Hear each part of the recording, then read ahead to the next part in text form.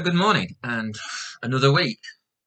And with 9 days to go before the glorious second, when our fearless leader tells us we are going to be released back into the wild and the restrictions will be lifted that we've all been in, reminded me of just a story, biblical story, where 10 guys rock up, all suffering from a particular ailment, meet this geezer Jesus, sorts it all out, and off they go. But only one came back to say thank you. One returned having received that which he'd desperately been waiting for, that was release back into captivity, because in the context and community and culture of the day, the disease these guys had meant you were marginalised, you were isolated, as we have been. And so the 9 days sort of resonated, if you can get my thinking, with 9 days till the second and the release and restrictions being reduced to some degree. And I was thinking about that in the sense of over this last period of history that we've all gone through together from March, how much that community spirit has emerged, has surfaced, how much goodwill and grace we've seen to people, not just the clapping on a Thursday night for the National Health Service staff, but others. I mean, myself here in Kingsbury, we've been feeding, or rather giving food to people, helping out with the food bank, etc. And that real sense of community and looking out for our neighbours and sort of fulfilling another biblical quote, if you want me to throw it in there, love your neighbours and love yourself, have been our reality. And here's today's just thinking for you to sit with, to mull over, shall I say, in these next 9 days. We've gone through remembrance, and we remember those that have fallen. And I want us to sort of have that in mind, and the 9 days, and maybe these biblical stories which you don't know, but I've just brought to your attention.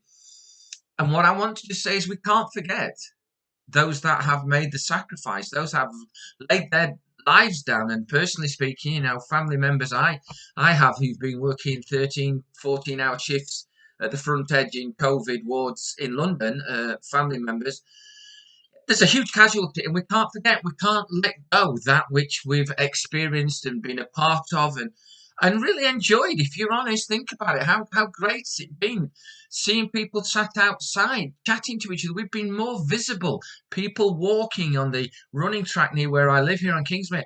People sat on benches chatting. It's been like it's meant to be. And my concern here is that we just we forget all that, because I know the statistics at the moment, I heard it on the radio this morning, are pointing towards, oh, brilliant, there's a vaccine on the horizon, it's all over, we can get back to normal. 4,000 people being allowed to go into sports arenas. We're going to be, depending on whether we're 1, 2, 3 tier, we're going to be meeting again.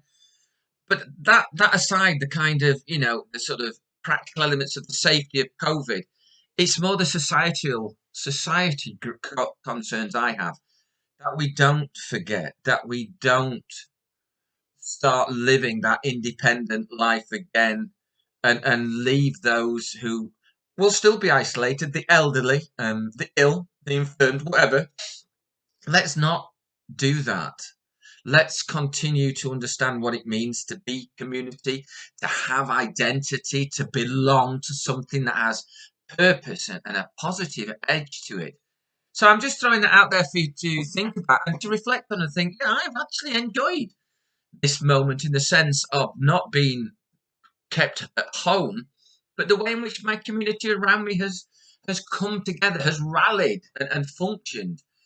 Let's not forget that, like we celebrated on the 11th of this month when we commemorated those folks that had fallen. Let's not forget or not remember those who, thousands, countless, 40 odd thousand in this country alone that have died from this disease. The countless people who are now under incredible stress or out of sort of off work because they've been putting in so many hours at the front edge to keep this show going in hospitals. Let's not put that just to one side and just be the nine. Let's be the one. Yeah, like in the parable I started this off with Jesus. Let's be the one who've been thankful for realizing that this is how we function. This is what humanity does. It works better in relationships. We're not meant for isolation. We've found that in March. But let's not be the nine. Let's be the one today who continues to sort of raise that banner and fly underneath that flag and look out for our neighbours and love them as we love ourselves. Because where else would you want to be? I mean, how else would you want to be? So I just put that out. And I'd love for people to sort of think, I'll tell you what, I've got an issue with that, or I want to make a comment in that. Come back to me. That'd be brilliant. But that's the captain this morning signing out. Have a good day. Be safe. God bless.